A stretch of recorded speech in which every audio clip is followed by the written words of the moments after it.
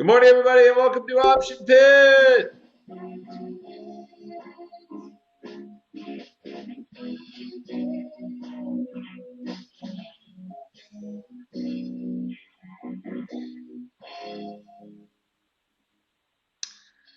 And with that rockin' tune, it is once again time for the Option Pit daily morning volatility report with yours truly, Andrew Giovinazzi. How are you? All right, let's get down to just a little bit of local housekeeping. Everybody, schedule previous weekly courses. If you need your weekly courses here, you are an Option Pit Live member or above, or you purchased a weekly course, you want to grab them, you can grab them from this link right here on last Saturday, I believe. Mark has them all posted. There's class 1. And, whoops. And here is class 2. Okay, well attended. Actually, a lot of the ideas we had looked okay. All right, so trades we looked at seem to have done fine so far this week in that class. And soon you will be able to go and log into Option Pit and browse, right? Just shop at our store, grab topics that you're interested in, all for very reasonable prices, chunks of the gold class even. We are putting basically our thousands of hours of content that we have spent time with clients on specific trade risk management strategies. You can actually go directly and learn about how to use stuff, VIX, credit spreads, using vol the trade direction, learning about synthetics, just about every topic related to options under the sun. That will be ready hopefully here, we're hoping in a couple of weeks.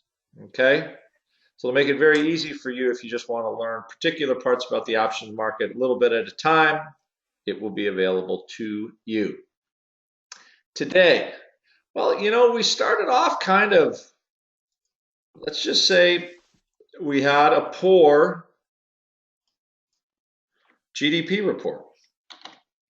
And the simple thing to say is we were up, down about 0.75%, I would say, pre-market.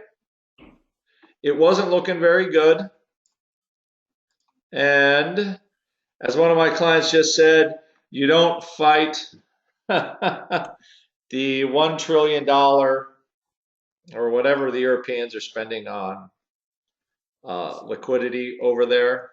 And it's for Apple today, tough to fight the fact that Apple's going to spend $200 billion, which is 1/3 of their market cap, essentially, buying back stock. So, as all I could say is you short Apple at your peril. I don't know if it's fully valued or not, but it still has the ability to make tons of money. So, Apple doing okay. We talked about, we looked at some positions or ideas in our blogs and in our chat yesterday about Apple.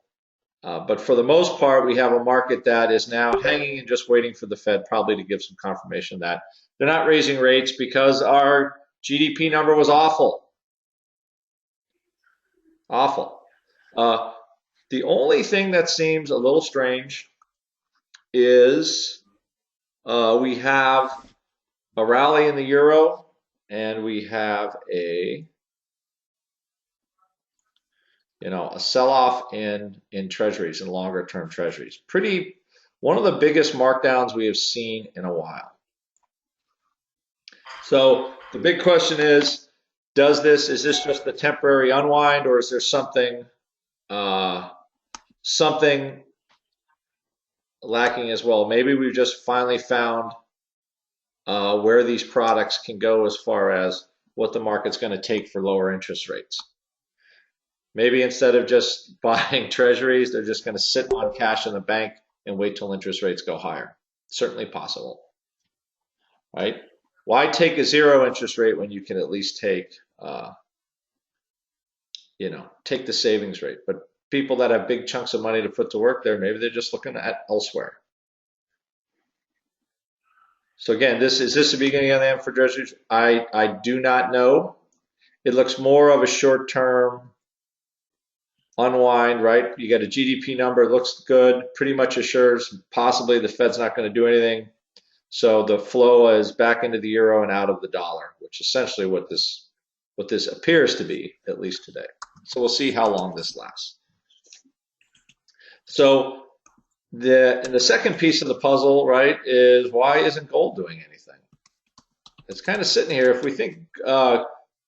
we think our rates aren't going to do anything, we should see a little bit more of a rally in gold out of this. Now, there was huge buyers of gold calls yesterday.